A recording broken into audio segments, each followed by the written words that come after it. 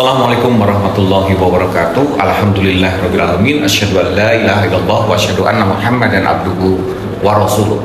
Jumpa lagi dengan podcast kesayangan kita, yaitu podcast Pak Kumis. Podcast yang diselenggarakan oleh Prodi Hukum Islam S3 Pasca Sarjana UIN Sunan Gunung Jati Bandung.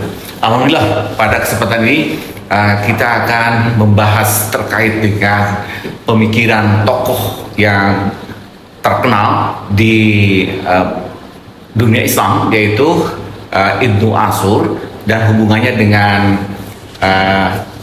persoalan kekinian dan persoalan modern, yaitu persoalan saham.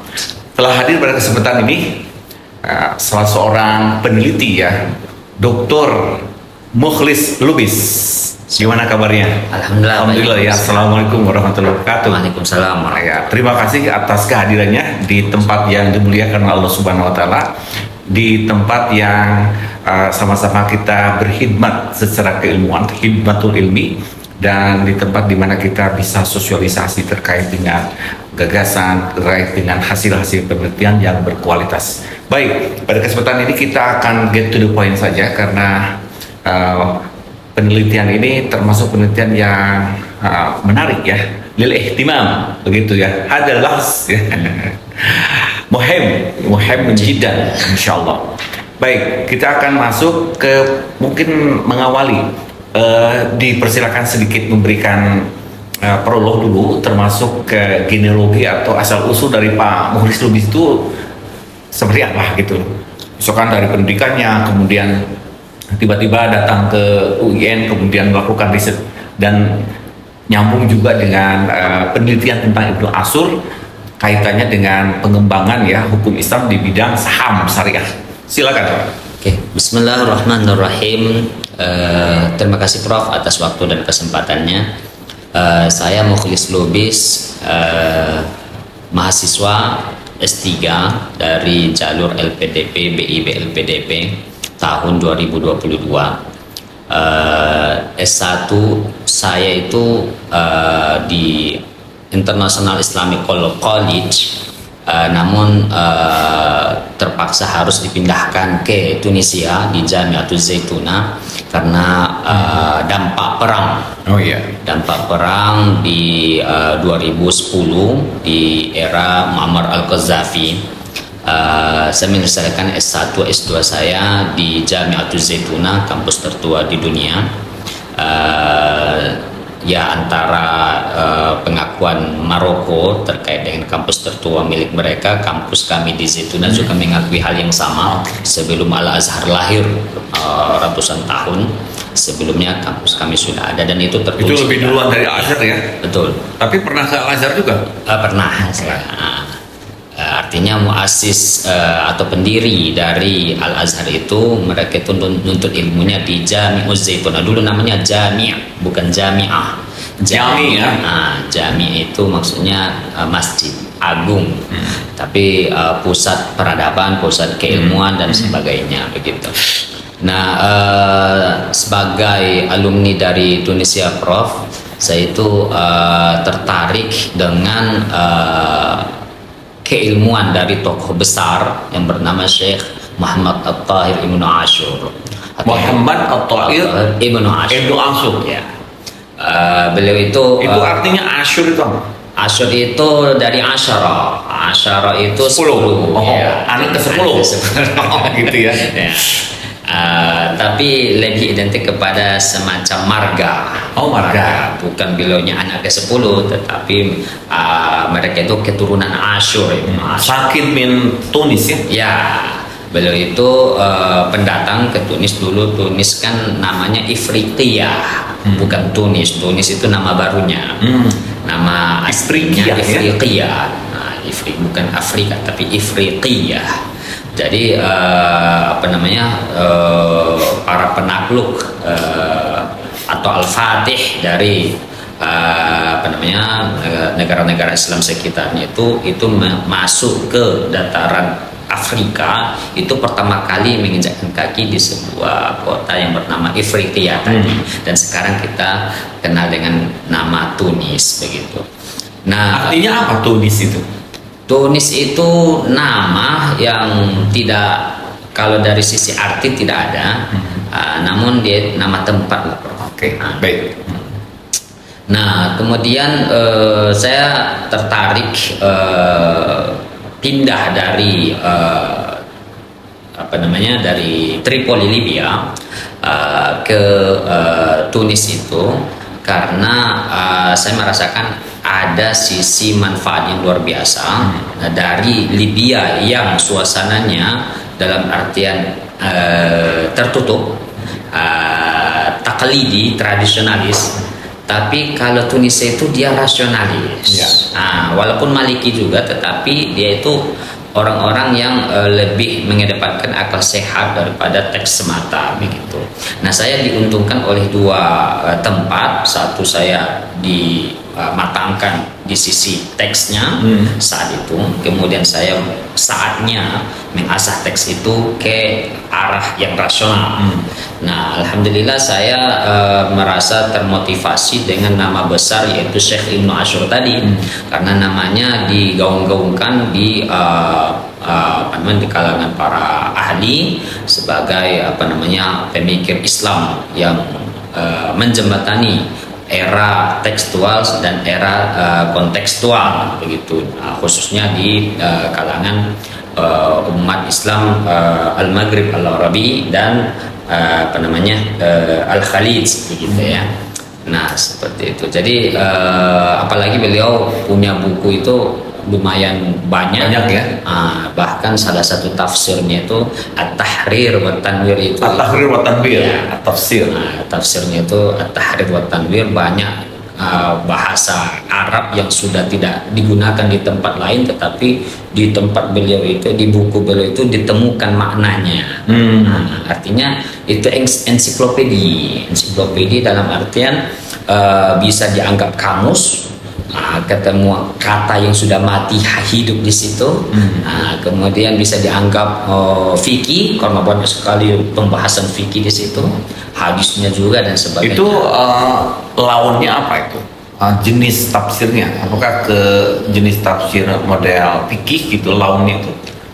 Atau ada istilahnya kayak analogi gitu? Ya campur, Prof. Campur, tapi kayak itu ya. Tafsir Mafathul Ghaib ya. Tapi kekuatan bahasanya itu terlalu kuat di situ. Kemampuan bahasa Arabnya tinggi sekali. Nah, saya tertarik untuk mendalami pemikiran Ibnu Ashur khususnya dalam konteks hukum Islam karena basic saya adalah hukum Islam. Nah, selama ini hukum Islam itu sudah dipahami oleh masyarakat umum, namun ada hal-hal yang perlu kita pertimbangkan di luar hukum, yaitu hikmah tadi. Dalam bahasa asingnya itu maqasid. Nama lain daripada maqasid itu kan hikmah, hikam, illah, ilal dan sebagainya. Itu kita ingin apa maksud Tuhan mengatakan ini haram, apa maksud Tuhan mengatakan ini halal dan seterusnya. Nah, itu mungkin ada tujuan Tuhan yang secara tekstual disampaikan ini tujuannya, tetapi lebih banyak yang tidak disampaikan tujuannya. Kira-kira itu ya yang disebut maskut anhu. Ya, maskut yang tak terkatakan. Betul. Jadi saya tertarik, kebetulan saya sebagai wakil perantara pedagang efek, Prof, WPPE berlisensi dari OJK. Saya sudah mendalami dunia saham ini dan berbagai instrumen keuangan sejenis, dan saya lebih logis dan lebih rasional kalau kita itu mulai belajar mendalami tentang dunia saham ini dibandingkan instrumen lainnya, karena lebih fair, ada barangnya, ada jasanya, ada kantornya, ada orangnya, dan ada produksinya, naik turunnya dan sebagainya. Berarti Bapak termasuk aktivis ya? Ya, dan itu ya pelaku ya? Ya, saya coachnya, Prof. Coach, ya? Saya pendiri sekolah saham syariah Indonesia. Masya Allah. Berarti udah berapa saham yang sudah dikuasai? Sudah. Saya punya Prof, nanti saya tunjukin sama Gitu. Prof apa saya hasil analisa fundamental dan teknikal saya. Iya. Itu harta karun yang tadi saya mau tunjukkan Prof sebagai gift untuk profesor-profesor yang lain. Tapi lupa saya. Lupa, saya justru itu yang kita temukan. Nanti saya kirim. Siap. Bagus itu. Nah, saya sudah hitung fundamentalnya berapa, teknikalnya, when to buy, when to sell dan sebagainya sudah saya hitung. Dari sisi fundamental saya sudah hitung. Margin of safety-nya sudah saya hitung. Nah, dan insya Allah ini ibarat kata daripada nabung deposit, daripada nabung Bitcoin dan sebagainya. Tentu ini saham syariah kan? Saham syariah. Islamic. Jadi saya secara pribadi Prof, mungkin teman-teman yang cara berpikirnya sama dengan saya, kami sudah mulai mengosongkan uang dingin Tabungan. di Idle money ya. uang dingin di bank. Bank. Ya. Tarik semua, masukkan ke sana. Yang ada di bank duit panas Prof. Oh. Duit panas belanja 1 bulan 2 bulan Prof. Kalau yang yang dingin itu Prof, itu kita sudah mulai Tarik aja ya. Nah, saham yang menurut kita dan berdasarkan ilmu itu sudah layak dimasukkan ke saham-saham yang sudah kita analisa tadi Prof. Saya kira nanti bisa sharing ya. Siapa? Sharing knowledge khusus terkait dengan ini karena sudah dianalisis menggunakan tasyawufat Rasul ya. Itu dia Prof. Komprehensif. Secara kita tidak melihat hukum Islam itu dari satu sudut saja, tetapi banyak sudutnya. Nah, saya harapnya para perancang hukum Islam baik di desa MUI dan lain-lain, dosen dan lain-lain itu melihat hukum Islam itu dari berbagai sudut aspek. Dan saya merasa terbantukan karena sebagai pelaku Prof, sebagai user, sebagai coach, sebagai investor dalam waktu yang bersamaan, saya itu membaca fatwa DSN itu ada yang kurang Prof. Yang kurang. Nah, itu tidak akan dirasakan kalau kita tidak pelaku Prof. Betul. Nah, itu dia. Itu yang pentingnya experience. Ya, betul. Itu penting. Betul. Pengalaman. Nah. Praktisi lah. Ya, betul Prof. Jadi itulah motivasi yang melatar belakangi lainnya. Jadi itu ya. Nah, kira-kira problem akademik terkait dengan riset Bapak itu secara singkat apa itu?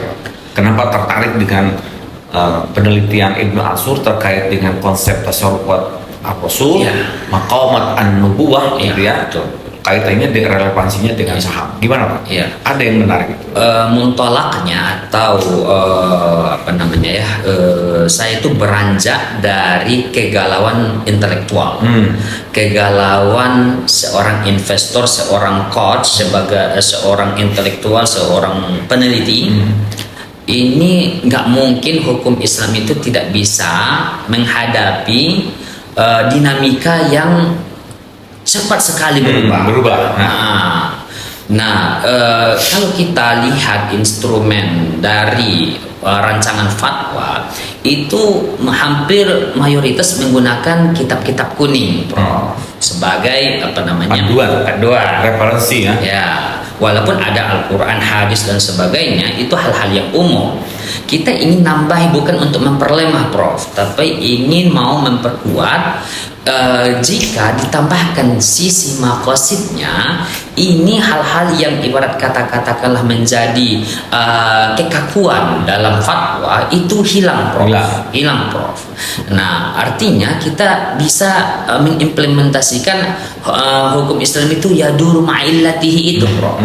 Wujudan aw adaban itu. Nah, itu akan berdampak luas. Memang pada awalnya dia akan terkesan sederhana, hanya sekedar merancang fatwa. Tetapi dampaknya itu Prof, ketika sudah diperbaiki rancangan fatwanya, lalu lahirlah istinbatul hukumnya, lalu lahirlah produk fatwa yang bisa dipositivisasi oleh OJK, oleh bursa, oleh KC, KP dan sebagainya. Itu akan berdampak luar biasa, baik bagi para investor yang kan kita ini mayoritas muslim Prof. Mayoritas muslim itu pengen mereka naruh duitnya di tempat yang halal, tapi di sisi lain dia pengen untung. Iya. Gitu loh. Jangan halal tapi buntung. Dia pengen fit dunya hasanah fil akhirah hasanah. Dia mau berinvestasi, tapi berikanlah instrumen-instrumen yang bisa membuat dia itu fleksibel, tidak kaku, dia untung, tetapi tetap dalam koridor hukum syariah, syariah prinsipal. Baik, di tasarrufat 12 kategori ya yang disampaikan dalam penelitian Pak Lubis ini, ya, saya kira apa saja yang penting untuk diterapkan dalam konteks saham syariah itu? Kan banyak ya. Pertama tasyri' ya, kedua ta'lim, kemudian imarah nasihah ya, kemudian al-qada sulhu, al-hadyu, at-ta'dib, kemudian takmil an-nufus gitu dan sebagainya. Ini bisa dikasih gambaran seperti apa ini penerapan 12 kategori itu? Dalam menerapkannya ke dalam sebuah rancangan fatwa, kan fatwa kan berubah-ubah Prof ya, ya tagayyar Al-fatwa bitaghayyuri bitaghayyuril azmina wal amkina dan sebagainya. Artinya tidak ada kesalahan pada ijtihad masa lalu, pada fatwa masa lalu. Yang ada adalah what the next, apa selanjutnya, apakah kita masih mempertahankan model fatwa, rancangan fatwa yang klasik, yang akan membuat kita itu ditinggalkan para investor muslim, kira-kira begitu. Nah, jadi kalau dalam merancang fatwa itu, saya berharap rancangan ke depannya itu memperhatikan metode istinbatul ahkam dari Ibnu Ashur yang berhasil mensarikan hadis-hadis Nabi SAW berdasarkan pendekatan tasarrufat tadi, sehingga setiap dalil hukum itu akan diuji apakah pernah diperankan oleh Nabi Muhammad SAW. Nah, tentunya hadisnya memang itu juga, tetapi kita harus mencari benang merah, mencari substansi, bukan hanya secara tekstual, tetapi dilihat kenapa Rasulullah mengatakan ini, kenapa Rasulullah melakukan ini. Ketemulah nanti perannya. Ini kita dibantu oleh Ibnu Ashur, ada 12 dari tadinya 3 peran oleh Imam Al-Qarafi, diperluas oleh Ibnu Ashur menjadi 12. Nah, ketika kita berhadapan dengan dalil sebagai perancang hukum, kita dihadapkan dengan dalil, dengan masalah dan dalil dan sebagainya, lalu kita ingin mengakomodir semua kepentingan, tetapi tetap dalam koridor hukum syariah. La ifrata wa la tafrita. Kita pengen tidak ekstrem kanan, kita pengen tidak ekstrem kiri, kita mau wasata. Nah, ini bagaimana? Jadi keinginan tersebut harus kita lihat secara komprehensif, Prof. Tidak bisa serta-merta kita memilih dari sekarang, Prof. Saya nanti pakai peran Rasulullah yang saat dia bicara itu konteksnya adalah seorang pemimpin. Nggak bisa begitu. Nah, dia harus dilihat dulu apa masalah yang timbul, kemudian dikumpulkan dalil-dalil yang bisa menjawab permasalahan ini, lalu dilihat ini peran Rasulullah yang lebih cocok untuk mengatasi masalah ini seperti apa. Nah, misalkan ini harus intervensi pemimpin. Berarti Rasulullah ini hadisnya memang mungkin konteksnya gandum, konteksnya mungkin di zaman Rasul mungkin domba. Kita bicara saham, apa nyambungnya, kira-kira begitu. Bukan begitu cara pemikir Islam melihat istidlal begitu, istishhad, bukan begitu. Nah, dia lihat wajhul mustaraknya, sisi persamaannya, benang merahnya dan sebagainya. Baik, untuk diberikan gambaran secara lebih singkat dan lebih sederhana, dari tasarrufat itu bagaimana itu diterapkan dalam konteks yang lebih lebih konkret gitu. Ya, misalkan dalam fatwa 135 tahun 2020 tentang saham itu. Setelah saya analisis, ada beberapa kekurangan yang perlu update ke depannya pada fatwa tersebut. Mungkin akan lahir fatwa selanjutnya misalkan. Nah, pada fatwa tersebut ada beberapa poin yang harus diperbaiki. Yang pertama yang berkaitan dengan hak saham preference voting namanya. Fatwa tersebut hanya bicara tentang saham common dengan saham preferen. Ada satu lagi hak yang terlupakan dalam fatwa, namanya saham preference voting. Ini dia itu hak untuk bersuaranya itu lebih kecil dari satu. Nah ini agak lebih teknis memang sebenarnya. Untuk kan di saham itu ada saham pengendali, Prof. Ada saham ya hore-hore. Kita sebagai investor, tetapi kita nggak punya kendali dalam kebijakan dan seterusnya dan seterusnya. Saham pengendali kan mayoritas kan. Ya betul. Nah fatwa tersebut tidak mengakomodir sehingga ada hak yang hilang. Ini harus dilihat apakah hak yang hilang ini akan berdampak kepada kemaslahatan saham itu. Kadang ibarat kata ada sama-sama pendiri, Prof, sama-sama pendiri company yang punya saham di company tersebut, tetapi si A duitnya lebih banyak daripada si B, dia punya pengendali, Prof. Tapi ini pendiri juga, Prof. Nah ini akan melahirkan konflik, Prof, pecah kongsi, Prof. Dia dikasih sahamnya hak suaranya itu hanya sebagai saham common, Prof. Yang tadi kawannya saham pengendali, dia saham common, saham biasa, common share. Nah ini akan menimbulkan kecemburuan, ibarat kata api dalam sekam, yang membuatnya itu dianggap biasa-biasa saja. Padahal dia pendiri juga, Prof. Nah dia bertungkus lumus, dia berjibaku untuk membesarkan itu dan sebagainya, tapi dianggap biasa. Nah ini akan memicu konflik, Prof. Nah fatwa itu kita inginkan dia itu mampu mendeteksi hal-hal yang bisa saja membuat orang itu pecah kongsi, ribut dan sebagainya.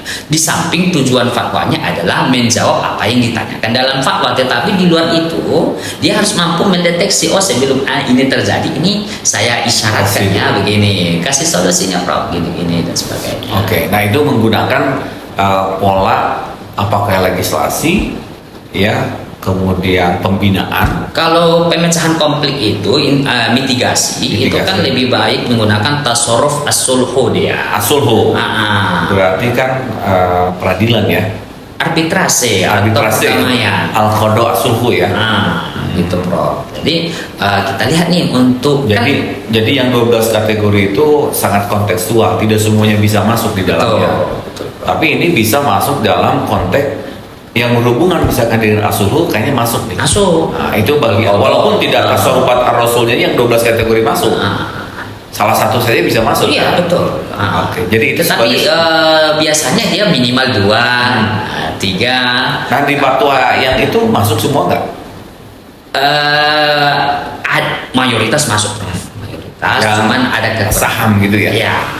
Kalau kita kuliti lebih dalam lagi, itu kan baru saham preference voting yang kurang. Belum lagi bicara CSR. Baik, jadi kaitannya dengan tema Ibnu Ashur ya, sebagai seorang pemikir yang melahirkan kitab berkaitan dengan maqasid syariah, kemudian dirumuskan dengan bahasa tasarrufat ar-rasul, itu memang di dalam kitabnya disebutkan tasarrufat ar-rasul secara eksplisit.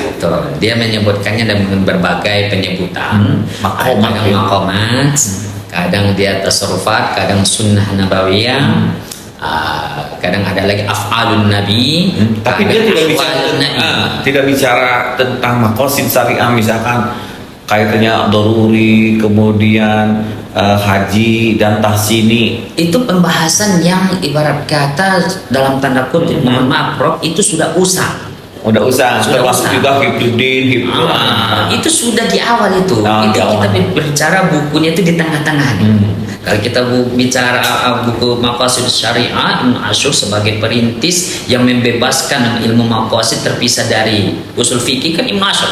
Dulu masih di usul fikih tuh, yang menjadikannya menjadi sebuah disiplin ilmu tersendiri itu Ibnu Ashur. Kitabnya sendiri namanya Maqasid Syariah al-Islamiyah. Dulu tidak dikenal sebagai disiplin ilmu tersendiri, maqasid itu usul fikih itu dulu. Betul. Nah, jadi pembahasan tasarrufat di dalam kitab Ibnu Ashur ada pembahasan tasarrufat rasul. Memang tulisannya tasarrufat rasul. Cuman dalam penjelasannya dia kadang berganti-ganti, membuat idiomnya kira-kira. Jadi memang itu original dari itu ya. Ibnu Ashur ya. Ya. Nah, sebagai peneliti, Betul. apakah punya keinginan, punya intensi untuk membuat istilah dari riset Pak Mukhlis Lubis itu kira-kira apa? Kalau bahasa Ibnu Ashur Tasawwufat Ar-Rasul mungkin punya nggak itu dari hasil penelitian kemarin? Namanya apa? Kalau Maqamat An-Nubuwah kan sudah ada gitu. Ya, kalau saya itu karena ini kita di era apa namanya yang butuh brand, butuh apa namanya dikenang, diingat, mudah dianggap ibarat kata menarik, begitu sisi interestnya ada begitu. Saya tidak masuk ke untuk saat ini saya tidak masuk untuk menamakan apa namanya tasawufat itu dengan istilah baru, tetapi saya apa namanya membuat sebuah produk. Nah itu AI prompt engineering yang berteknologikan AI di balik layar, tetapi prompternya saya buat sendiri. Saya buat sendiri dalam artian saya kan meneliti tasawufat Rasul ini berdasarkan telah Ibnu Ashur, diuji dengan teori-teori lain dan sebagainya, sehingga lahirlah sebuah apa namanya kesimpulan yang saya ubah menjadi bahasa AI prompt engineering. Sehingga ini diharapkan AI prompt engineering yang berasal dari sari kajian Ibnu Ashur tadi itu bisa dimanfaatkan oleh DSN MUI untuk mendapatkan apa namanya masukan atau sisi lain dari rancangan manual yang mereka gunakan ketika mereka menggunakan apa namanya aplikasi Fitra AI MRC. Fitra namanya Financial apa namanya Artificial Intelligence apa namanya ya Fitra AI MRC namanya, di GPTS saya buat sendiri Prof. Nah itu di balik layarnya adalah prompt AI yang sudah saya apa namanya setting, saya buat berdasarkan kesimpulan atau katakanlah penelitian disertasi saya Prof. Nah jadi bagaimana nanti dari Tasawufatur Rasul semua itu Prof nanti. Dan itu software ya, masuk ya kategori software. Saat ini dia masih nompang di ChatGPT, teknologi balik layarnya teknologi ChatGPT. Dia saat ini saya kasih nama GPTS Fitra AI MRC. Oke. Nah, terakhir ya, sebetulnya riset ini sangat menarik. Kemarin juga ada yang meneliti tentang makosid syariah, tapi tokohnya beda, yaitu At-Tufi. Ya, gitu ya. Dan itu sudah menghasilkan sebuah temuan. Kira-kira yang ini sebagai closing statementnya, kira-kira membuat temuan yang menarik gitu sebagai sebuah novelty dari penelitian terhadap pemikiran Ibnu Ashur itu apa kira-kira selain kata tasawufat ar-rasul? Saya melihat ada sisi sustainability yang sangat-sangat terasa sebagai apa namanya akademisi, sebagai coach, sebagai investor, itu kita betul-betul merasakan manfaat yang luar biasa kalau kita apa namanya melirik atau melihat hukum Islam itu dari pendekatan Tasawufatur Rasul, sehingga melahirkan apa namanya katakanlah fleksibilitas. Kemudian dinamis. Hukum Islam itu dia bersahabat, yura'i taqaddumaz zaman. Dia mampu apa namanya menjawab tantangan masa, memelihara perkembangan zaman, tidak kaku, dan dia sifatnya solutif. Nah itu kita rasakan betul dengan pendekatan dari Syekh Ibnu Ashur ini. Baik. Jadi dari penelitian ini yang menarik itu terkait dengan temuan dia bahwa hukum Islam itu bersifat fleksibel dan kemudian hukum Islam itu dinamis. Dan dia membantah teori dari si Snok-Horgronstam yang mengatakan bahwasanya agama Islam itu tidak bisa bicara ekonomi, tidak bisa bicara politik. Padahal Tasawufat Rasul bilang, peran Nabi adalah al-imarah, al-amir, Peran Nabi adalah yang Betul. dan sebagainya. Jadi dari kelima ya peran yang kemudian di breakdown menjadi 12 itu ya, Ya. masalah kepemimpinan, masalah kodo gitu ya, kemudian masalah ekonomi dan sebagainya. Ternyata hukum Islam itu bisa berkembang. Memang sehari ini kita melihat perkembangan manusia cepat, teknologi cepat, ya kan? Kemudian transformasi digital juga cepat. Bagaimana sekarang kita mendinamisasi ya hukum Islam itu sehingga bisa mengatasi problem yang dihadapi oleh manusia yang begitu cepat. Baik, saya kira ini perbincangan yang menarik ya. Siap. Mudah-mudahan bermanfaat bagi khususnya ya bagi peneliti dan umumnya bagi masyarakat muslim. Amin. Ini menjadi khidmatul ilmi ya dan berkontribusi tadi dalam konteks taknin ya, kemudian pembentukan fatwa juga tuh. Saya kira saya berharap bisa merapat aja ke itu pleno DSN pusat MUI ya, biar nanti ketika kita mengkaji tentang fatwa itu gagasan-gagasannya bisa disampaikan. Saya kira itu yang bisa disampaikan ya pada podcast Pak Kumis ya Prodi S3 Hukum Islam ini. Semoga perbincangan dengan Pak Dr. Mukhlis Lubis ini yang punya gagasan sangat menarik ketika meneliti seorang tokoh besar yaitu Ibnu Ashur dengan teorinya tasarrufat ar-rasul ini bisa memberikan nilai added value bagi pengembangan hukum Islam di Indonesia. Demikian dan terima kasih atas perhatiannya ya, diucapkan Rabbana atina fid dunya hasanah wa fil akhirati hasanah Oke. wa qina adzabannar. Wassalamualaikum warahmatullahi wabarakatuh. Atur nuhun, terima kasih, jazakumullah khairan katsiran.